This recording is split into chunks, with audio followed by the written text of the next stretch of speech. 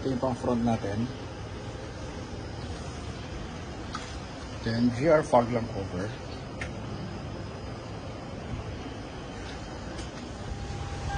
So nabaklas na rin natin yung steering wheel nya. Yan. Then na-transfer na rin natin yung mga small parts ng steering wheel doon sa carbon body. Siyempre GR ang gagamitin natin sa kanya. Yan. Ang kakaibang steering wheel ang TRD parts yun. So medyo marumi lang to ah. Lilinisin natin yan. Siyempre mukhang bago.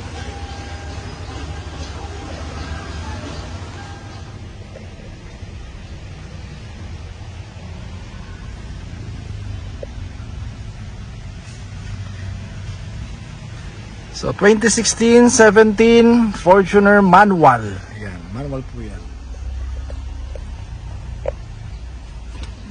So kinampitan natin siyempre ng GR Lodi na carbon fiber steering wheel. Ayan. Alam nyo na yan. Ayan, siyempre yung grip natin napakakapal.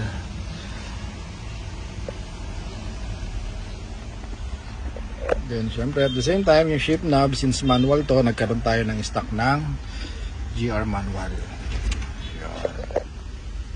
Syempre sa quality at quality, alam naman natin hindi kasi siya China or hindi siya yung mga aftermarket.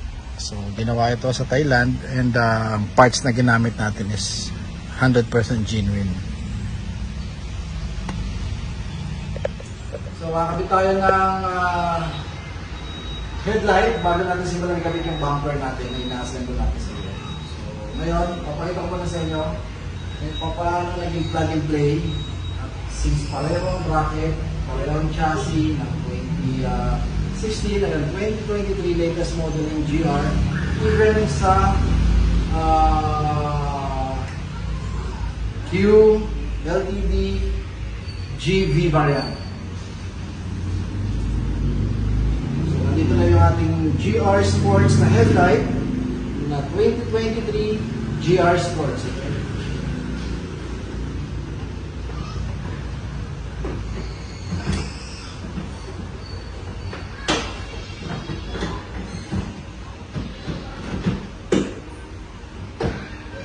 Dalawa.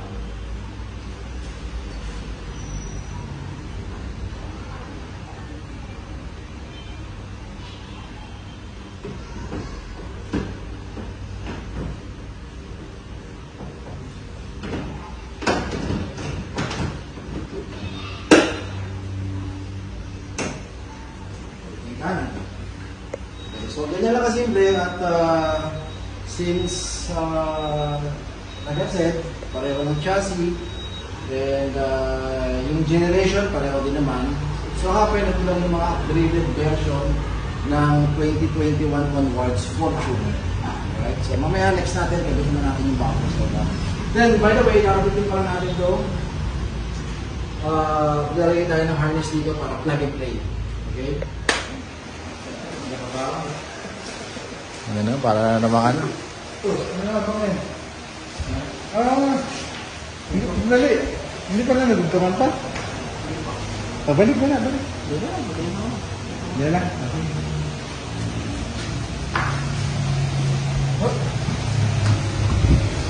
Baka matapakan yung wire ha.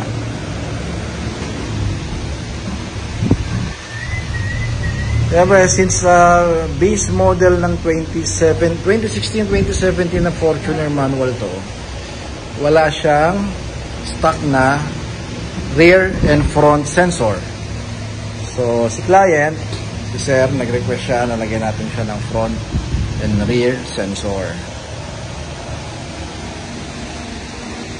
So, siyempre, ang GR bumper kasi at GR variant ng na model, standard sa kanila o standard na ang sensor.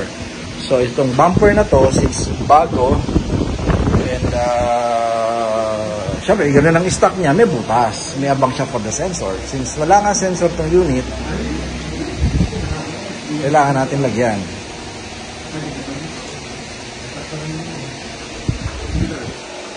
Natin yung sensor. Original yan. Original yan ha. Pero yung by the way, yung mga sensor na kinabit natin dito sa particular unit na to is ibang presyo po nun. Okay, so hindi kasama sa package natin to. And also dun sa headlight pala natin, by the way, base model, walang DRL. Okay, alam naman natin yun na pag base model, halogen lang yung headlight na ginagamit. Kaya wala siyang DRL, katulad ng mga V-variant. So, nagpatakbo tayo ng another wire para yung DRL ng headlight natin, since GR Sports to, mapagana at gumagana. Okay.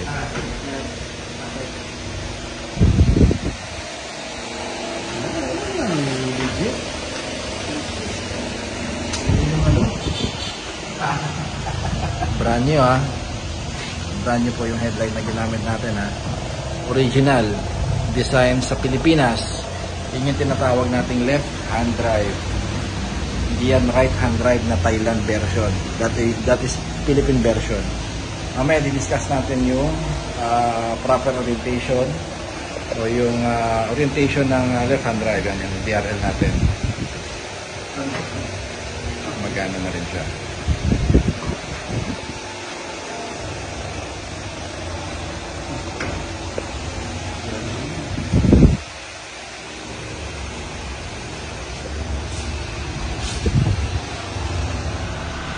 So, detalye muna tayo bago natin gawin yung final video natin dito. Siyempre, yung katulad ng pinangako ko sa inyo, detalye natin yung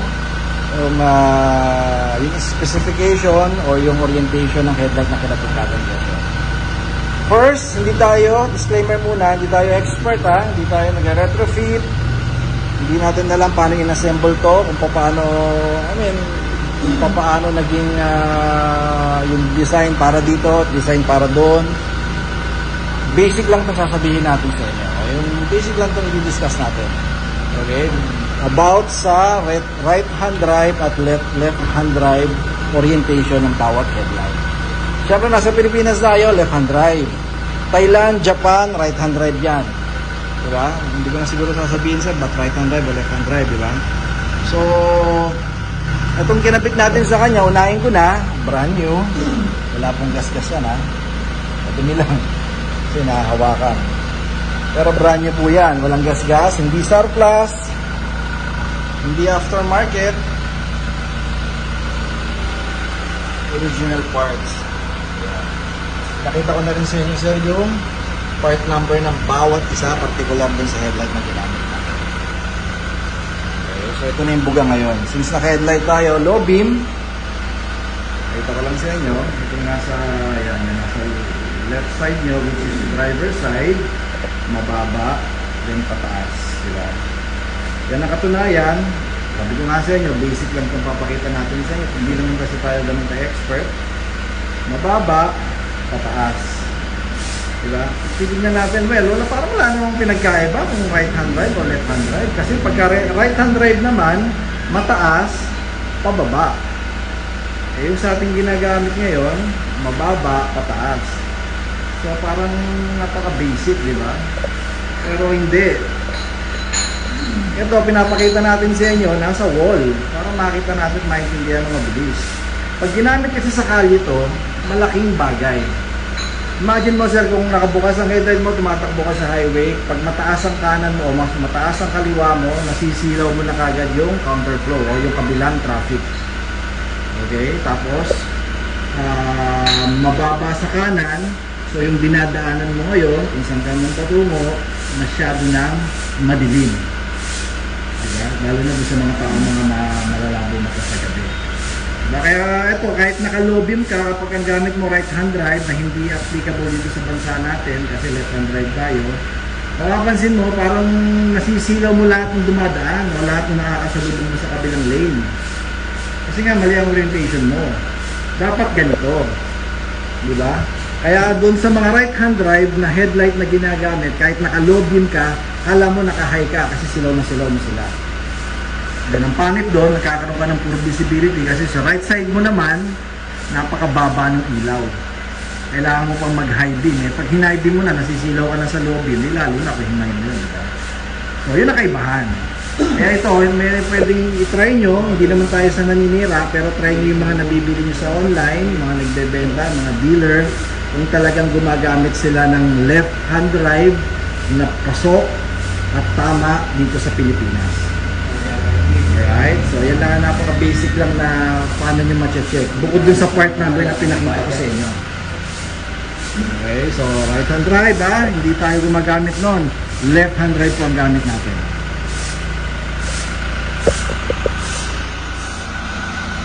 Finally! Siyempre, ginabi na naman tayo. Well, nakakatuwa lang kasi 2016 G-Variant manual base model Gen 2 Fortuner Freedom White. Base na base model to, sir, Yan, nakatunayan na base model to, yung ginamit nating headlight o ginamit sa kanyang headlight. Yan, hindi pa siya yung bi-beam technology na tinatawag. LED na rin naman yung stock headlight niya, pero projector type lang siya. Okay. So, ang ginamit kasi natin dito at ipinalit, ang in-upgrade natin sa kanya, pang premium na GR o pang premium model na Fortuner, which is GR Sports, na merong DRL. So naka-DRL to, sir, hindi headlight yan, naka-disengage pa yung headlight dyan. Okay, I mean, hindi pa naka-on ang headlight. DRL pa lang yan, di ba? Pogi-pogi na.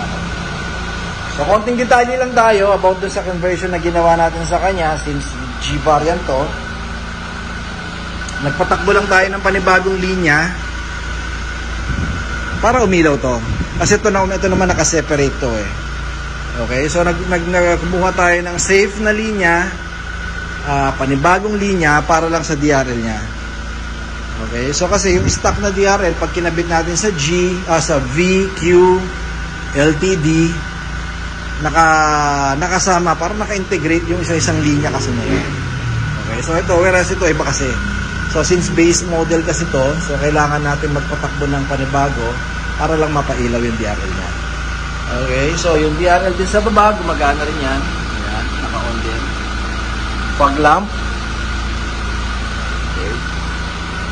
So, ang kagandahan pa rito at isang ginawa pa natin, lahat ng piyesang ginamit, lahat ng piyesang ikinabit, original, brand new.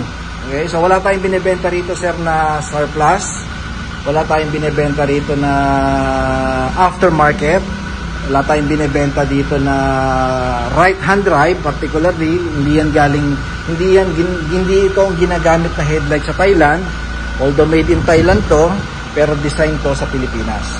Okay, so maya-maya i-discuss ko sa inyo kung anong ibig ko sabihin. Okay, moving forward tayo, kinabitan din natin to ng, since syempre alam naman natin, base model to, wala itong parking sensor. Harap-likod, wala. Base model nga po siya. Okay, then 2016 pa. Kasi yung mga 2018 onward, kahit G-Variant, kahit base model, may sensor na siya sa likod lang. Harap, wala. Pero this one, since ito 2016 pa, ito yung mga naunang batch ng, mga unang Gen 2, wala po talaga. So, nagkaroon ng option, since ang GR bumper, meron ng abang na butas, dumating siya dito bago natin pinturahan, may butas sa harap, tsaka may 4 na butas sa likod. Okay, so ang pangit naman pag di natin lalagyan ng parking sensor. So yun, nagkaroon tayo ng option dyan. 8,500 ang sensor natin, harap-likod. 2 sa harap, 4 sa likod. Yun ang isa sa mga option. Emblem natin, optional din doon. 9,000 ang benta natin dito. Okay, so pakita natin sa inyo yung parking sensor. Yan yung mga abang na butas na nilagyan natin. Since hindi nga siya equipped ng sensor. Okay, so ito yung likod natin. Spoiler. Pakita naman natin yung sequential na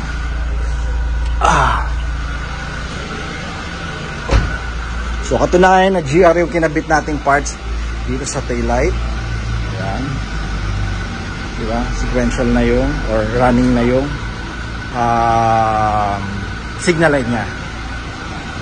Diba? Sa Q, V, and G, hindi pa ganyan. Okay? So, sa harap, sequential din. Okay, so wala itong pinagkaiba sir sa mga 2023 na bagong labas na GR sa kasa. Diba? Wala tayong pinagkaiba ron. Lahat pareho, same. Pinakita ko naman sa inyo yung mga part number na kinabit natin sa kanya. Okay. So syempre nagkabit din tayo ng steering wheel, syempre carbon lodi. Yan, medyo madilim lang. Ito katunayan na manual siya. Nagkabit din tayo ng shifter na carbon na GR design. Okay.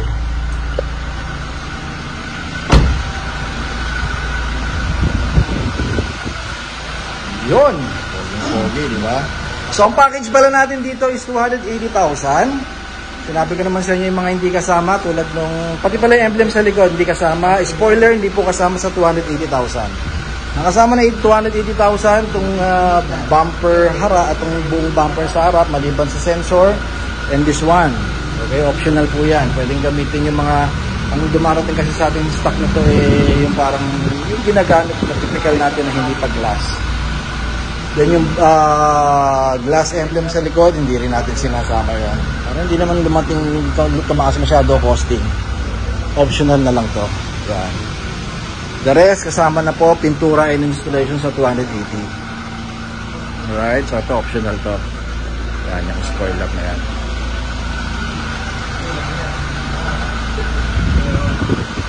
Okay, so nakakatuwa at nakaka-proud, syempre.